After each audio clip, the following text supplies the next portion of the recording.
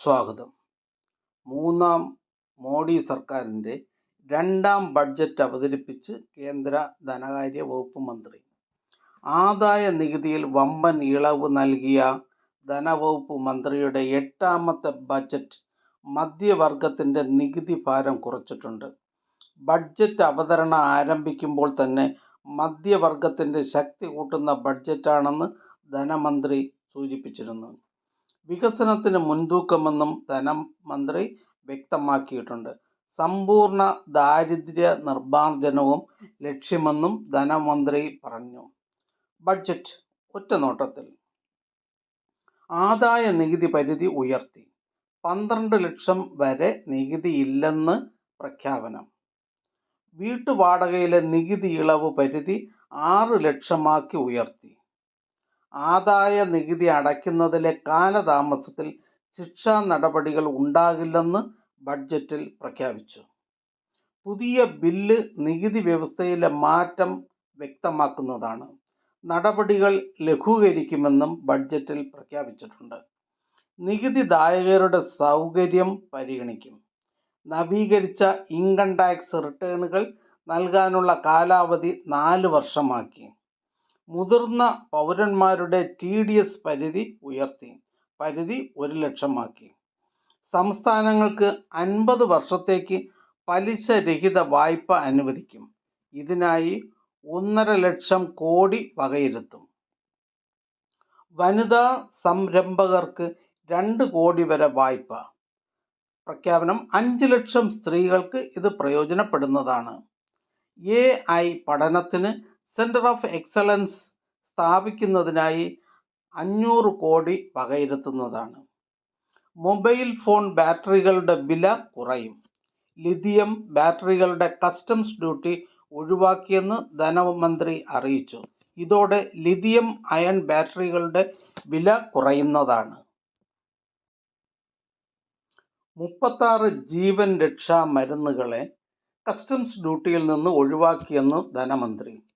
6 മരുന്നുകളുടെ കസ്റ്റംസ് ഡ്യൂട്ടിയിൽ ഇളവ് അനുവദിച്ചു. ജലജീവൻ പദ്ധതിയുടെ വിഹിതം വർദ്ധിപ്പിച്ചു. പദ്ധതി 2028 വരെ നീട്ടി.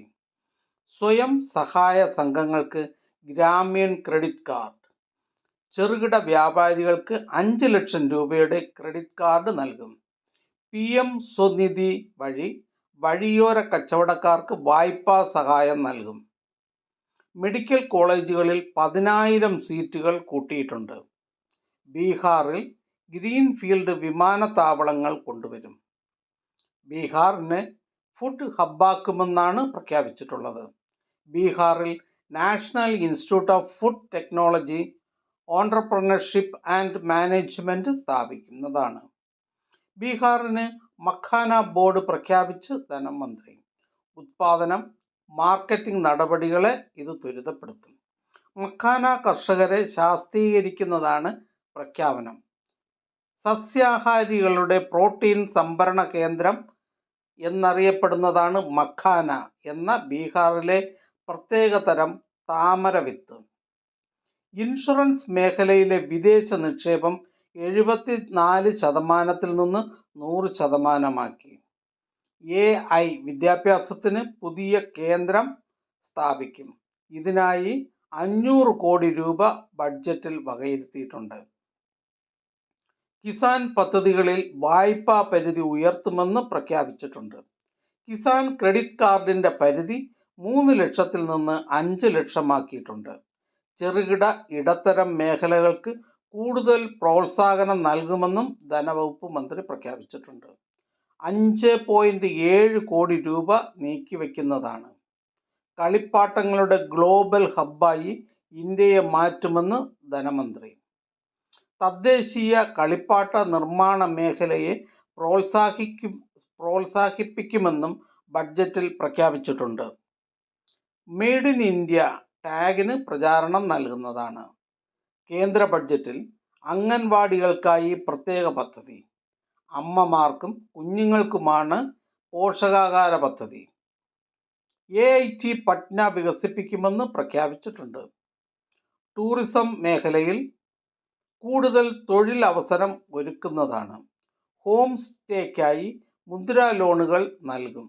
സ്വകാര്യ പങ്കാളിത്തത്തോടെ 50 ടൂറിസം കേന്ദ്രങ്ങൾ ആരംഭിക്കും.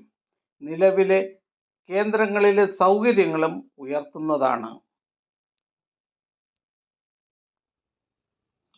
12 ലക്ഷം വരെ വാർഷിക വരുമാനമുള്ളവർക്ക് ഇനി ആദായ നികുതിയില്ല. മധ്യവർഗ കേന്ദ്രീകൃതമായ പരിഷ്കാരത്തിലൂടെ സമീപകാലത്ത് ഏറ്റവും വലിയ നികുതി ഇളവാണ് ധനവകുപ്പ് മന്ത്രി പ്രഖ്യാപിച്ചത്. ഇനി 12 ലക്ഷം ശമ്പളം വാങ്ങുന്നവർക്ക് 80,000 രൂപ വരെ ലാഭിക്കാം. 18 ലക്ഷം ശമ്പളമുള്ളവർക്ക് 70,000 ലാഭിക്കാം. 25 ലക്ഷം ശമ്പളമുള്ളവർക്ക് 1.1 ലക്ഷം രൂപയുടെ നേട്ടമുണ്ടാകുന്നതാണ്. പുതിയ പരിഷ്കാരത്തിലൂടെ മധ്യവർഗത്തിൻ്റെ കയ്യിലേക്ക് കൂടുതൽ പണം എത്തിക്കാനാണ് കേന്ദ്ര സർക്കാരിൻ്റെ നീക്കം. ഇതോടൊപ്പം നവീകരിച്ച ഇൻകം ടാക്സ് റിട്ടേണുകൾ നൽകാനുള്ള കാലാവധി 4 വർഷമാക്കിയതായും മുതിർന്ന പൗരന്മാരുടെ TDS പരിധി 1 ലക്ഷമാക്കി ഉയർത്തിയതായും മന്ത്രി അറിയിച്ചു.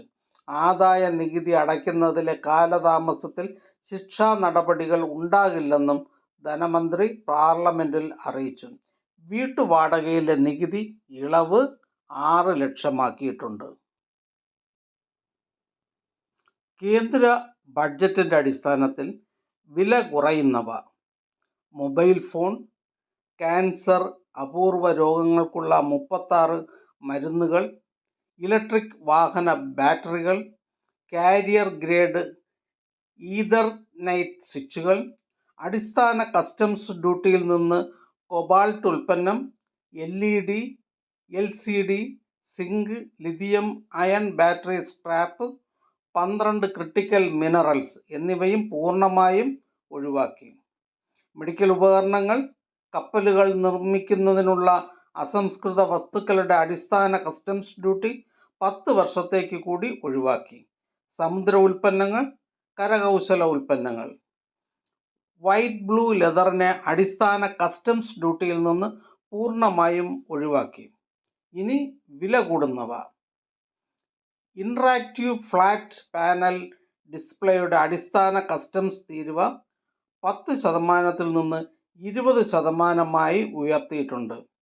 നെയ്ത തുണിത്തരങ്ങൾ. ആദായ നികുതി പരിധി 12 ലക്ഷമാക്കി ഉയർത്തിക്കൊണ്ട് കേന്ദ്ര ബഡ്ജറ്റിലെ വമ്പൻ പ്രഖ്യാപനം. ആദായ നികുതി സ്ലാബ് നിലവിൽ വന്നതിന് ശേഷമുള്ള ഏറ്റവും വലിയ ഇളവാണ് ധനവകുപ്പ് മന്ത്രി ഇപ്പോൾ പ്രഖ്യാപിച്ചിരിക്കുന്നത്. ധനമന്ത്രിയുടെ ബഡ്ജറ്റ് പ്രഖ്യാപനം ഇടത്തരം മധ്യവർഗ കുടുംബങ്ങളിലെ നികുതിദായകർക്ക് വലിയ ആശ്വാസമാണ് നൽകുന്നത്. റിബേറ്റ് അടക്കം 12,70,5,000 രൂപ വരെ വരുമാനമുള്ളവർ നികുതി അടയ്ക്കേണ്ടതില്ല. ഇത് പ്രകാരമുള്ള പുതിയ നികുതി സ്ലാബ് ധനവകുപ്പ് മന്ത്രി പ്രഖ്യാപിച്ചു. ആദായ നികുതി സ്ലാബിലെ പുതിയ സ്കീമിലുള്ളവർക്ക് മാത്രമാണ് ഈ നികുതി ഇളവ് ബാധകമാവുക. വരുമാനം സ്റ്റാൻഡേർഡ് ഡിഡക്ഷൻ അടക്കമുള്ള 12.25 ലക്ഷം പരിധി കടന്നാൽ താഴെ പറയും പ്രകാരമുള്ള സ്ലാബ് അനുസരിച്ചാണ് നികുതി നൽകേണ്ടി വരിക. പുതിയ സ്ലാബ് ഇങ്ങനെയാണ്: 4 ലക്ഷം വരെ നികുതി ഇല്ല. 4 ലക്ഷം മുതൽ 8 ലക്ഷം വരെ 5% നികുതി. 8 ലക്ഷം മുതൽ 12 ലക്ഷം വരെ 10% നികുതി. 12 ലക്ഷം മുതൽ 16 ലക്ഷം വരെ 15% നികുതി. 16 ലക്ഷം മുതൽ 20 ലക്ഷം വരെ 20% നികുതി അടയ്ക്കേണ്ടത്. 20 ലക്ഷം മുതൽ 24 ലക്ഷം വരെ 25%, 25 ലക്ഷത്തിന് മുകളിൽ 30% ആദായ നികുതി അടയ്ക്കേണ്ടതാണ്. മധ്യവർഗ കുടുംബത്തിന് മേലുള്ള നികുതി ബാധ്യത ഒഴിവാക്കുക, ആളുകളുടെ സേവിങ്സ് വർദ്ധിപ്പിക്കുക, ചെലവാക്കൽ വർദ്ധിപ്പിക്കുക എന്നിവ ലക്ഷ്യമിട്ടാണ് പുതിയ നികുതി ഇളവ് പരിഷ്കരണമെന്ന് ധനവകുപ്പ് മന്ത്രി വ്യക്തമാക്കി. 60 മുതൽ 80 വയസ്സ് വരെയുള്ള പ്രായമുള്ള മുതിർന്ന പൗരന്മാർക്കുള്ള അടിസ്ഥാന ഇളവ് 3 ലക്ഷമാണ്. 80 വയസ്സിന് മുകളിൽ പ്രായമുള്ള മുതിർന്ന പൗരന്മാർക്ക് ഇത് 5 ലക്ഷം രൂപയാണ്.